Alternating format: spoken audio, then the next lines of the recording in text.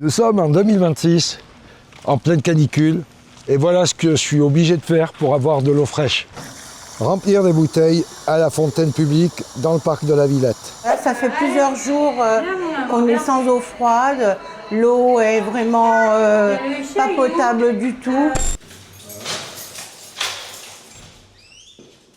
Là, on est bien en position d'eau froide. La température de l'eau est plus que tiède, c'est chaud. Je viens de faire constater par un commissaire de justice la température de l'eau et les problèmes que nous rencontrons. Et l'eau est bien à 36 à la sortie ici. On paye des charges, on paye un loyer. Ils doivent nous assurer un bien qui est fondamental, la distribution d'eau potable dans tous les appartements, surtout que nous sommes en période de canicule. Nous sommes un immeuble où il y a des personnes âgées, des personnes avec des pathologies chroniques, dont moi. Je trouve ça inadmissible. C'est de l'eau qui vient du parc, de la fontaine du parc. Voilà. Que j'utilise aussi pour la bébête. L'eau n'est pas portable dans tout le circuit, dans tous les logements depuis... on ne sait pas en fait, parce que jusqu'à présent, si vous voulez, moi je la prenais, elle était tiède, mais je la mettais au frigo. Et bactéries se développent à partir de entre 20 et 50 degrés dans le réseau d'eau. Je vais vous montrer l'affiche qu'ils ont mis. Comme vous pouvez voir, des packs d'eau seront livrés prochainement. Ça veut dire qu'on n'a pas de date, on ne sait pas.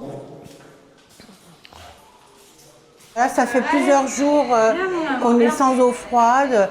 L'eau est vraiment pas potable du tout. C'est inadmissible de voir ça. Là, je viens de sortir un pack d'eau et il faut presque 1 litre pour laver les salades, pour faire bouillir des pommes de terre et tout ça. Depuis qu'ils nous ont dit que l'eau elle n'était pas potable, on s'en sert pour tout. Hein. On est obligé de laver les fruits et légumes, mais avec de l'eau chaude. Parce qu'on n'a pas d'eau froide, c'est pas normal. Hein. L'eau froide, c'est ça, l'eau froide, elle est chaude. 15-20 minutes pour avoir un petit peu d'eau tiède. Un filet d'eau tiède, ouais, voilà. Ouais. Donc cette eau, elle n'est pas potable? Elle n'est pas potable, eh ben oui, on peut. Eh ben, je fais avec quand même. Hein. Si j'ai besoin de laver les fruits et légumes, voilà, eh ben j'utilise. J'attends que je laisse couler au moins une bonne demi-heure. Et pour boire 15 minutes, on ne boit pas, on boit de l'eau en bouteille. On achète de l'eau en bouteille, en plus c'est compliqué. Là, je suis en manque d'eau, là. Avec cette chaleur-là, j'ai la flemme de sortir en chercher. Il faut attendre longtemps, laisser couler longtemps pour avoir un petit peu d'eau, pour prendre une petite douche. Surtout par cette chaleur-là. Vous voyez?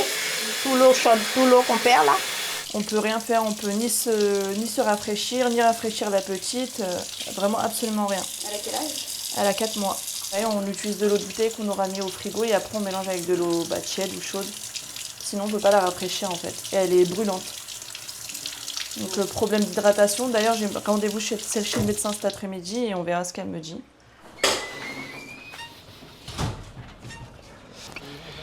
Allez, c'est parti. Donc là, je sais que c'est de l'eau potable, c'est écrit là-haut. Et donc je sais que je vais pouvoir la consommer sans risque.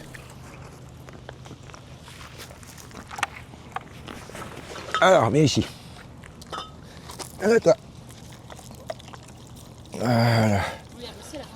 Ah ben oui. Voilà, nénette.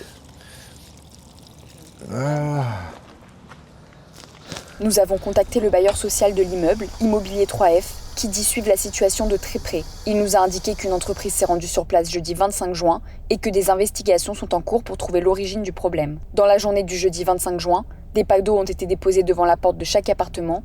Le bailleur nous a informé d'une nouvelle distribution ce vendredi 26 juin pour couvrir les besoins du week-end.